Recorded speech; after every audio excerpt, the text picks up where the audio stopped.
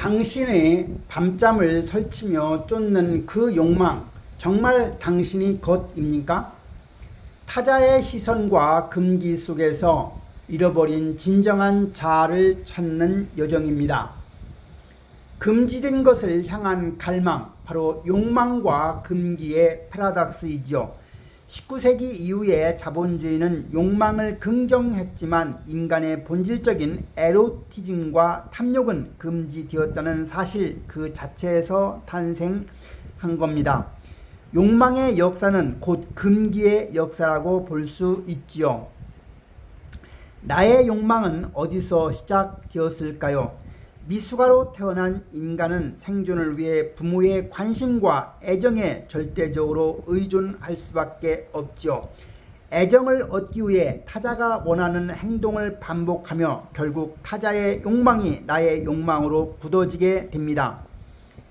즉 사이의 욕망, 부모의 욕망, 순수한 나의 욕망이 되는 거지요. 현대인문학과 정신분석학의 가장 깊은 고뇌이죠. 나는 타자의 욕망을 욕망한다.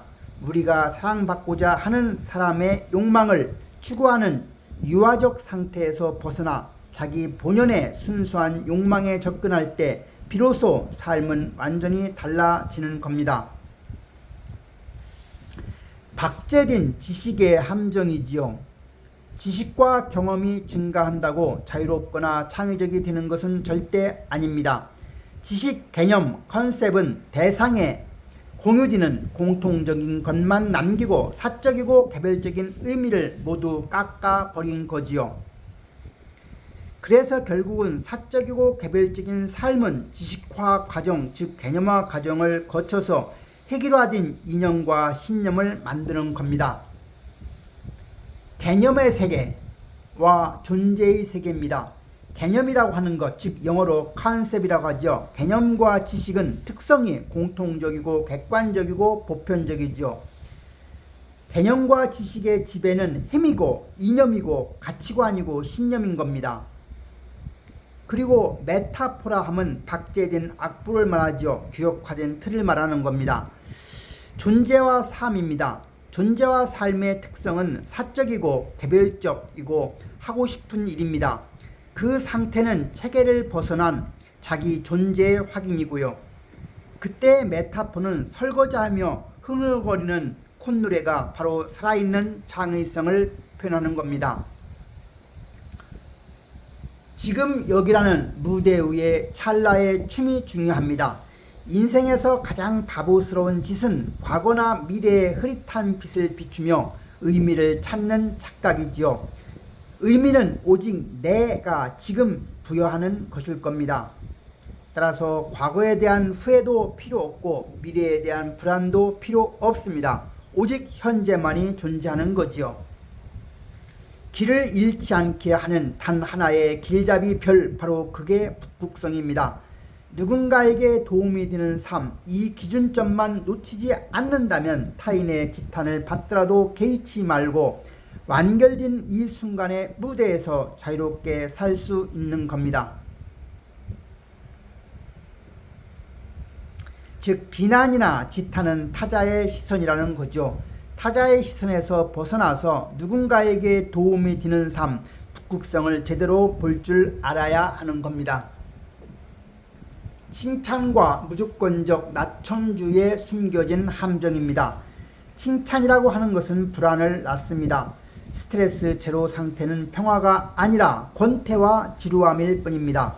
무조건적인 낙천주의는 결코 창조성을 만들어낼 수 없지요. 얄팍한 긍정과 칭찬과 이면의 불안감과 권태가 뒤섞여 있는 겁니다. 불행한 천재들이 있습니다. 결핍이 빚어낸 창조의 역사이지요. 위대한 인물들은 모두 결핍과 질병의 경계선에 있었습니다.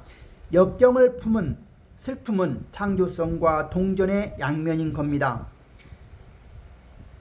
우리가 공자나 니체나 피카소나 또는 도스토옙스키를 보면 그들이 갖는 우울증, 수줍음, 결핍, 간질 또는 다운증 이런 것들이 결국 있었기에 결국은 위대한 창조를 했던 겁니다. 창조성의 발현 지점 바로 경계입니다. 창조성은 안락함이 아니라 고립되고 이로우며 배고픈 경계에 설 때 발현되는 겁니다. 가진 것을 버려야 새로운 것이 들어오는 법이죠. 우리가 수평축의 심리적, 물리적인 상태를 놓고 수직축의 창조성, 영감을 놓으면 편안함 상태가 있을 것이고 긴장과 결핍 상태가 있었을 때 결국은 긴장과 결핍 상태에서 창조성, 영감이 올라간다는 사실입니다. 그래서 정점에 다다르게 되면 대니 심피질에 억압이 작용하지요. 철저한 고립, 배고픔에 대한 결핍 등이 동반하지요. 그러다 보면 결국은 창조성의 영감 상태는 서서히 붕괴하게 됩니다. 창조적 공간을 여는 지시하지 않는 리더십입니다. 집단을 창조적으로 만들려면 지시가 아니라 질문해야 하지요. 그리고 적절한 긴장감 속에서 타인의 마음을 여는 유머, 공감, 능력이 필요합니다. 지시하는 리더십은 단방향 통제이지요. 반면에 질문하는 리더십은 공간과 파동입니다.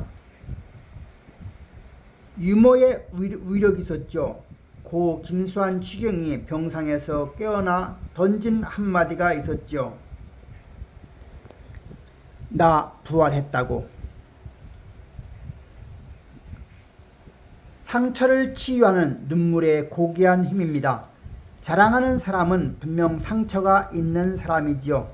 슬픔과 분노를 온전히 수용할 때 비로소 상처는 창조적 생명력으로 승화될 수 있지요. 진정한 창조적 자아의 완성입니다. 내가 바뀌고 세계가 바뀌는 창조의 지점이라 함은 세 가지: 순수한 나의 욕망, 즉 타자로부터 독립되어야 하고, 지금 이 순간 현재라는 무대에 서야 하며, 경계의 긴장, 결핍과 슬픔을 수용할 때 우리는 궁극적으로 내가 바뀌고 세계가 바뀌는 창조적 지점이 되는 겁니다. 인생의 이치는 단순하다고 합니다. 지금 이 순간을 즐거이 받아들이고 춤추는 겁니다. 최선을 다해 춤추다 보면 내가 설정해 놓은 그 목적지에 도착해 있을 것입니다. 그럼 만사가 오케이이지요.